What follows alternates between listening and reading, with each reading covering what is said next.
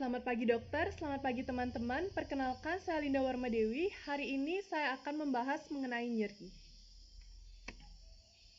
Dan dalam presentasi saya hari ini, saya akan membahas yang pertama mengenai mekanisme dari nyeri, yang meliputi 4 prosedur atau 4 tahapan, yaitu mulai dari transduksi, lalu transmisi, modulasi, hingga persepsi. Lalu selanjutnya saya akan membahas mengenai scoring nyeri, bagaimana kelebihan dan kekurangan dari setiap scoring, lalu jenis-jenis nyeri seperti misalnya nyeri somatik, nyeri visceral, dan juga nyeri alih atau reference pain, dan juga yang keempat yaitu penanganan dari nyeri berdasarkan WHO Step Ladder. Jadi yang pertama yaitu mekanisme dari nyeri, yang meliputi transduksi, transmisi, modulasi, dan juga persepsi. Berikut adalah gambar dari jaras bagaimana perjalanan dari impuls nyeri itu sendiri. Dimulai dari yang pertama, di bagian reseptor itu nyeri atau bagian-bagian nyeri atau mungkin impuls dari nyeri itu yang berasal dari muscle spindle, tendon, reseptor dari kulit, otot-otot skeletal, blood vessel, dan juga dari organ-organ visceral itu akan diterima dan juga akan masuk ke dalam bagian radix dorsalis yang merupakan neuron pertama dari jaras nyeri. Selanjutnya dari radix dorsalis akan masuk ke kornea posterior dari medula spinalis, lalu akan menuju ke tractus spinothalamicus yang merupakan jaras dari nyeri. Selanjutnya dari tractus spinothalamicus, baik dari ipsilateral maupun kontralateral, itu akan naik ke atas menuju ke talamus, lalu dari talamus akan menuju ke bagian korteks cerebri. Dan berikut di bagian kanan dijelaskan mengenai korteks cerebri yang merupakan korteks somatosensorik yang menerima impuls nyeri itu sendiri, yang merupakan bagian dari gyrus postcentralis. Dan berikut adalah homunculus pada korteks cerebri, di mana pada setiap bagian dari otak itu bertanggung jawab terhadap bagian tubuh yang merasakan nyeri itu sendiri. Lalu pada bagian medula spinalis itu terdiri dari beberapa lamina, dan di setiap lamina pada medula spinalis itu memiliki tanggung jawab tersendiri terhadap reseptor-reseptor atau impuls-impuls yang diterima. Seperti misalnya pada lamina 1 itu merupakan bagian lamina yang berfungsi untuk stimulus noxious dari jaringan somatik kulit ataupun dari bagian yang lebih dalam. Selanjutnya pada lamina yang kedua itu merupakan substansia gelatinosa, di mana mengandung banyak interneuron dan berfungsi untuk modulasi impuls nociceptik. Lalu pada lamina medula spinalis yang ketiga dan yang keempat, ini menerima impuls sensorik non-nociceptik. Lalu pada lamina kelima, itu menerima impuls nociceptik pada bagian atau organ-organ visceral. Lalu pada lamina 7, itu merupakan kolumna intermediolateral, di mana ini berisi badan-badan sel preganglion simpatik. Dan yang terakhir pada lamina 8 dan 9 itu membentuk kornu anterior, di mana ini merupakan bagian dari jaras motorik. Selanjutnya yaitu jaras nyeri, di mana pada jaras nyeri seperti yang saya sebutkan sebelumnya, untuk jaras nyeri yang utama itu berada pada tractus spinothalamicus. Namun selain itu ada beberapa jaras tambahan atau tractus tambahan. Seperti misalnya yang pertama pada tractus spinoretikular, di mana ini merupakan tractus dari medula spinalis hingga ke retikular, nukleus retikular, yaitu di formasio reticularis, di mana ini berperan dalam pusat bangun dan respon otomatik atau otonom terhadap nyeri. Jadi di sini dikatakan bahwa apabila pasien nyeri, itu pasien akan sulit untuk tidur. Jadi pasien cenderung untuk bangun, dan apabila pasien sudah bisa untuk tidur, berarti tingkat atau kadar nyerinya itu cenderung berkurang.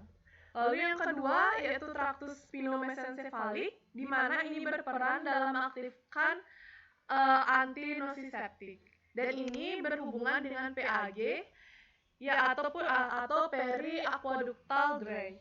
Lalu yang ketiga yaitu tractus spinohypothalamicus dan juga spinotelencephalic, di mana ini berfungsi untuk mengaktifkan hipotalamus dan juga berfungsi untuk membangkitkan perilaku emosional. Selanjutnya yaitu mekanisme dari nyeri. Seperti yang saya katakan sebelumnya, bahwa tahapan atau mekanisme dari nyeri itu terdiri dari 4 tahapan utama. Yang pertama yaitu transduksi, transmisi, modulasi, dan juga yang terakhir yaitu persepsi.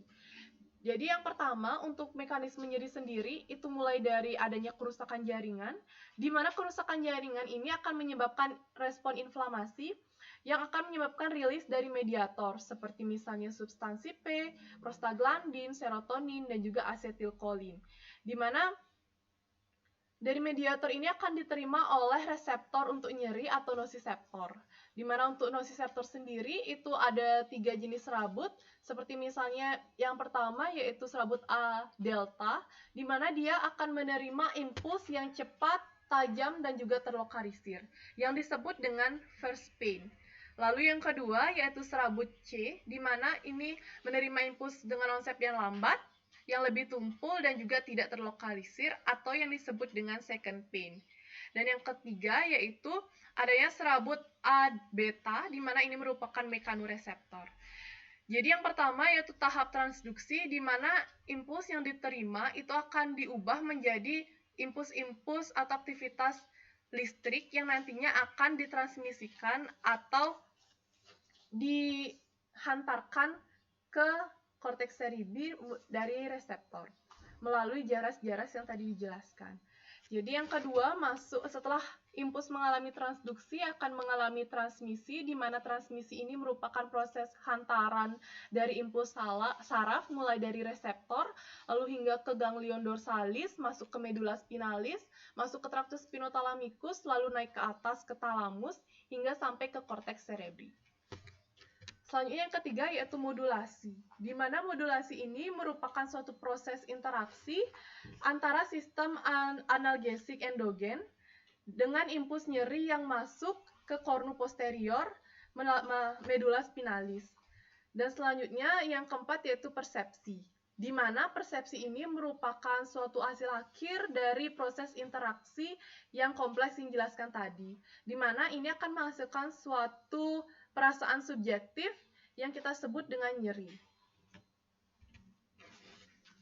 Dan seperti yang saya jelaskan tadi, ada beberapa neurotransmitter dari nyeri yang memiliki reseptornya sendiri, seperti misalnya substansi P, kalsitonin, glutamat, aspartat, dan yang lain-lain, di mana setiap neurotransmitter ini itu memiliki reseptornya tersendiri dan memiliki efek pada nosiseptik yang berbeda-beda.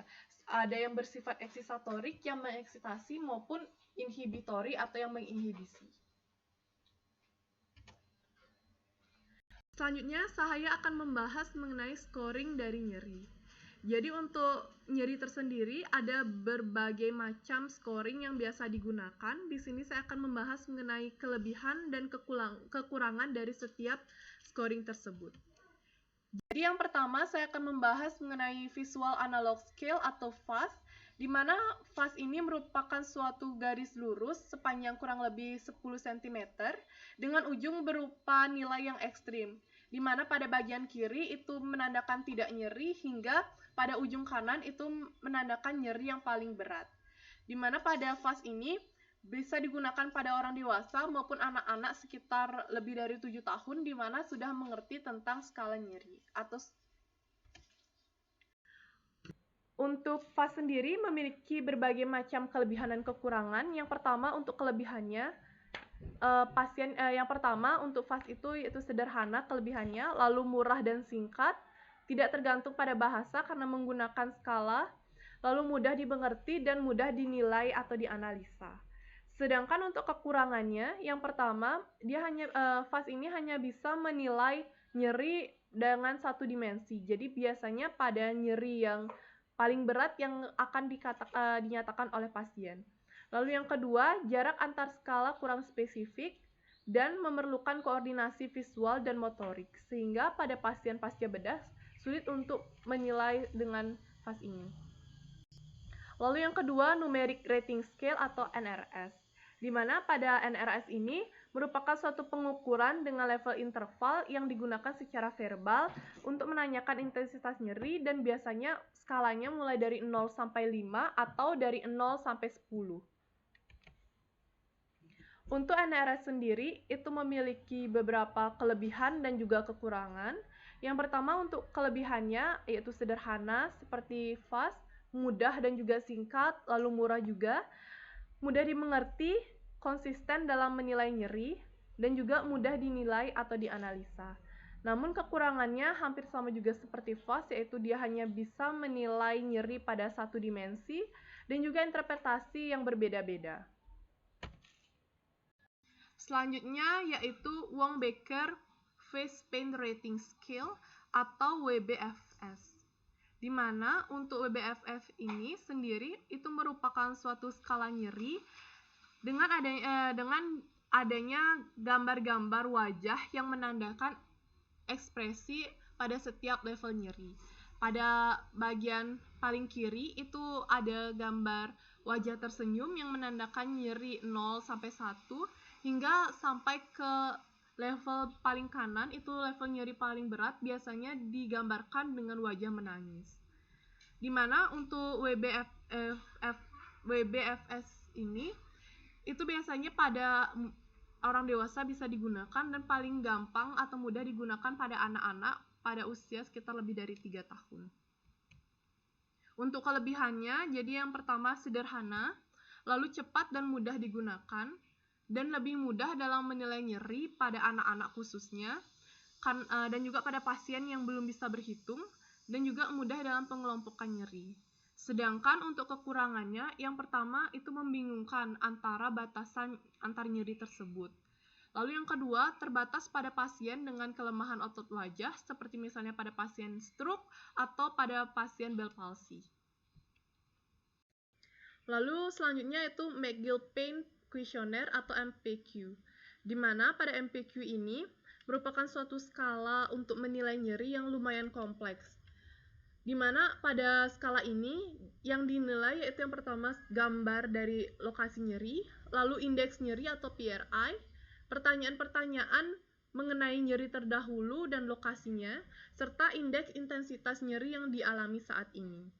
Untuk PRI sendiri itu terdiri dari 78 kata sifat atau adjektif yang dibagi ke dalam 20 kelompok. Di mana pada kelompok 1 sampai 10 itu menilai kualitas sensorik dari nyeri, seperti misalnya waktu atau temporal, lokasi atau spasial, dan juga suhu atau thermal. Lalu kelompok 11 sampai 15 itu menilai kualitas afektif dari nyeri, seperti misalnya stres, rasa takut, dan juga sifat-sifat otonom. Lalu khusus untuk kelompok 16, ini merupakan kelompok tersendiri yang digunakan untuk evaluatif. Dan juga kelompok 17 sampai 20 itu untuk keterangan lain-lain. Untuk MPQ ini memiliki kelebihan antara lain yang pertama karena dia kompleks jadi lebih valid dibandingkan yang sebelumnya, lalu lebih spesifik menggambarkan jenis, lokasi, kualitas maupun kuantitas dari nyeri, dan juga dapat digunakan secara luas. Namun kekurangannya yang pertama itu perlu pelatihan yang khusus untuk penilai dari nyeri, lalu memerlukan kapasitas intelektual dan vokabuler yang cukup. Jadi hanya beberapa golongan pasien yang bisa digunakan MPQ ini, dan juga kosakata yang berbeda pada kelompok populasi. Dan yang terakhir yaitu Pain Diary, di mana ini merupakan suatu diary untuk menggambarkan perjalanan nyeri dan menggambarkan kapan nyeri tersebut terasa. Dan diary ini biasanya diisi mandiri oleh pasien dan biasanya digunakan oleh pasien dewasa yang sudah mengerti. Namun pada anak-anak juga bisa dengan bantuan dari orang-orang sekitarnya yang sudah paham. Lalu untuk kelebihannya, yang pertama itu evaluasinya akan lebih rinci. Lalu yang kedua dapat mengetahui pola dari nyeri pasien, lalu dapat mengetahui penanganan yang efektif untuk nyeri dari pasien, dan juga lebih akurat dibandingkan hanya dengan mengingat atau memori saja. Namun kekurangannya, yang pertama itu tergantung pada pencatatan yang akurat dari pasien. Lalu selanjutnya saya akan membahas mengenai jenis-jenis nyeri, yaitu saya akan membahas mengenai nyeri somatik, nyeri visceral, dan juga nyeri alih. Yang pertama yaitu nyeri somatik, di mana nyeri somatik ini akibat dari input nosiseptik pada bagian luar tubuh. Di mana pada nyeri somatik ini ada dua jenis, yaitu superficial dan dalam, di mana nyeri somatik superficial itu biasanya terasa pada kulit, subkutan maupun dinding mukosa, di mana gejalanya ini khas dan terlokalisir dengan baik. Jadi pasien dapat menunjuk dengan jelas di mana lokasi nyerinya, baik dengan telunjuk maupun dengan telapak tangan. Lalu sensasinya juga tajam, menusuk, dan berdenyut. Lalu yang kedua, untuk nyeri somatik yang dalam, di mana ini biasanya terasa pada otot, tendon, sendi, maupun tulang, di mana ini nyerinya berupa nyeri yang tumpul dan lokalisasi kurang jelas. Jadi pasien tidak dapat menunjukkan secara jelas di mana nyeri tersebut terasa. Lalu intensitas dan durasi nyeri mempengaruhi dari lokasinya. Lalu yang kedua yaitu nyeri visceral, di mana ini merupakan nyeri yang berasal dari organ visceral, biasanya akibat dari distensi organ yang berongga seperti usus, kandung empedu maupun pankreas yang bersifat diffuse dan tidak terlokalisasi. Jadi pasien tidak dapat dengan jelas menunjukkan di mana nyeri tersebut terasa. Lalu seringkali diikuti oleh referred pain atau nyeri alih. Jadi contohnya seperti misalnya nyeri pada peritoneum atau pada pleura yang dekat diafragma, di mana akan dirasakan hingga ke leher maupun bahu. Dan juga disertai dengan adanya refleks otonom dan motorik yang berlebih, seperti misalnya mual, muntah, berkeringat, serta perubahan tekanan darah dan nadi. Dan refleks otonom maupun motorik yang berlebih inilah yang menyebabkan pasien sering merasakan penyakit atau nyerinya itu lebih berat. Lalu yang ketiga yaitu referred pain, di mana ini merupakan akibat dari saraf sensorik yang saling berkaitan mempersarapi banyak jaringan. Jadi referred pain ini ataupun nyeri alih ini di mana ada nyeri pada satu organ tubuh namun terasa pada beberapa organ lainnya. Di mana nyeri alih ini terjadi atau patofisiologinya ada dua yang dikemukakan. Yang pertama yaitu teori konvergensi, di mana impuls nyeri dari organ visceral bersinap di tempat di mana impuls atau dermatum juga bersinap. Lalu yang kedua, teori fasilitasi, di mana impuls nyeri dari organ visceral itu memberikan kolateral pada sel di mana impuls dari dermatum bersinap. Seperti contohnya misalnya nyeri pada lengan pada pasien yang mengalami angina pectoris, ataupun pasien yang dengan tumor hepatis itu biasanya nyeri pada bahu kanannya. Seperti pada gambar.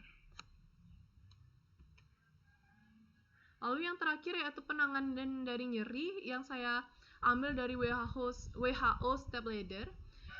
Jadi untuk penanganan nyeri sendiri berdasarkan WHO ada 3. Yang pertama, pada tangga yang pertama itu diberikan obat non-opioid dengan atau tanpa adjuvan. Lalu yang kedua, opioid yang lemah ataupun non-opioid dengan atau tanpa adjuvan. Dan juga tangga yang ketiga yaitu opioid yang kuat. Dimana untuk non-opioid sendiri pada tangga pertama contohnya seperti diberikan acetaminophen ataupun NSAID. Lalu tangga kedua bisa kita berikan codein ataupun tramadol ataupun oxycodone.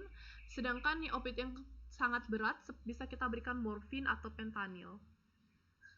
Jadi untuk WHO Step Ladder sendiri itu dapat digunakan pada dua jenis nyeri, baik itu nyeri akut maupun nyeri kronis, di mana dalam penggunaannya itu berbeda sesuai dengan jenis nyerinya.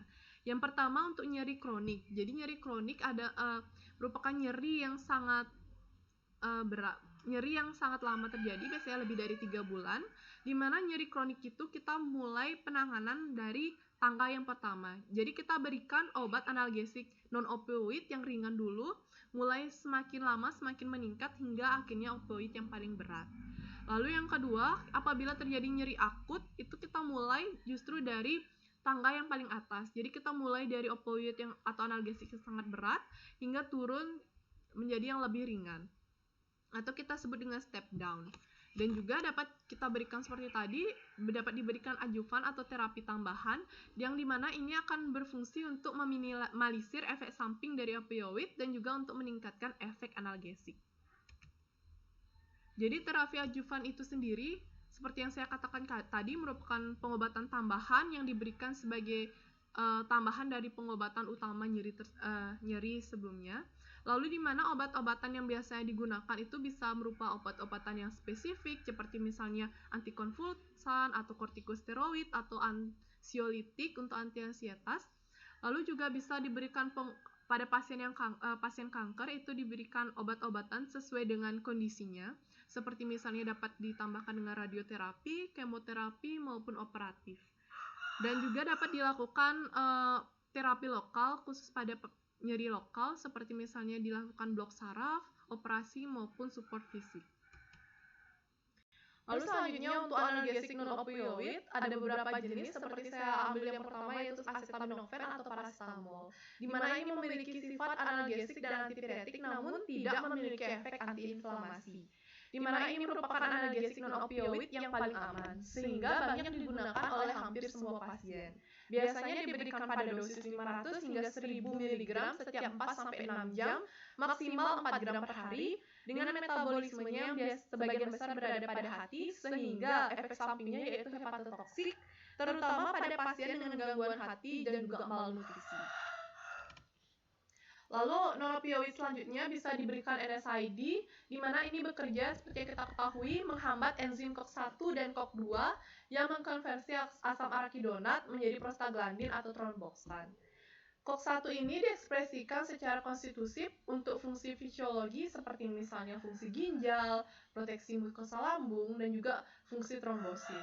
Sedangkan COX-2 biasanya pada nyeri akibat inflamasi. Dan semua analgesik non-opioid itu bersifat selling effect. Dan NSAID sendiri ada dua jenis, yaitu yang non-selektif dan juga yang selektif. Di mana yang non-selektif itu biasanya menginhibisi baik COX-1 dan COX-2, seperti misalnya ketorolac, diclofenac, maupun ibuprofen.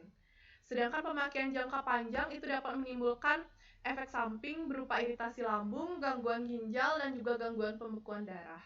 Nah, karena dia memiliki efek samping tersebut, jadi biasanya NSAID non-selektif ini sering dikombinasikan dengan PPI.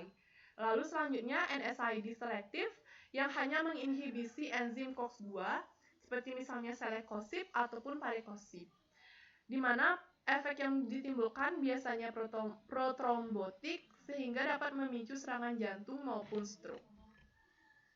Dan selanjutnya yaitu opioid, di mana opioid ini merupakan analgesik terkuat yang sangat umum digunakan setelah pembedahan, kanker, luka bakar maupun penyakit yang lain. Di mana cara kerja opioid sendiri itu berikatan dengan reseptor yang berada pada substansia gelatinosa, di mana dosis opioid sendiri itu biasanya diberikan dosis titrasi hingga tercapai dosis yang ideal. Untuk efek sampingnya biasanya menyebabkan sedasi, konstipasi, mual muntah maupun efek ketergantungan. Dan ada dua macam, yaitu opioid lemah seperti misalnya kodein dan tramadol, serta opioid yang kuat pada step yang ketiga yaitu morfin, petidin maupun fentanyl. Baik, sekian presentasi saya hari ini. Terima kasih.